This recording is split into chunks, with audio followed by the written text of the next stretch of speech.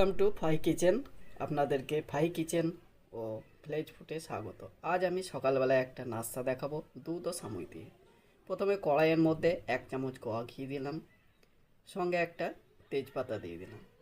ঘি ও তেজপাতাটাকে একটু গরম করে নেব। গরম করে নিলাম।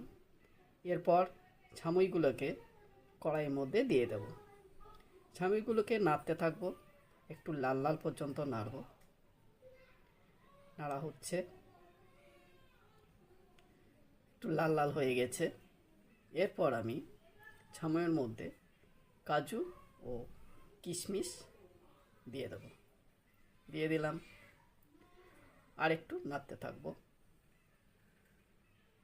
নাড়া হয়ে গেছে, একটু লাল লাল করব। এরপর আমি ছামুইয়ের মধ্যে দুধটাকে দিয়ে দেব। দুধটা দিয়ে দিলাম এবং ভালো করে মিক্স করে দিচ্ছি।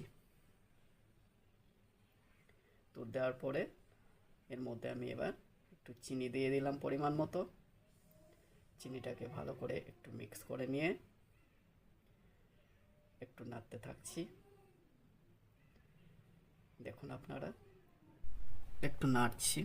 নাড়ার পরে ফুটে উঠলে, এখন একটু ওয়েট করছি, একটু ফুটে উঠলেই ঢাকনা দিয়ে দেবো। দেখুন ফুটতে আরম্ভ করেছে।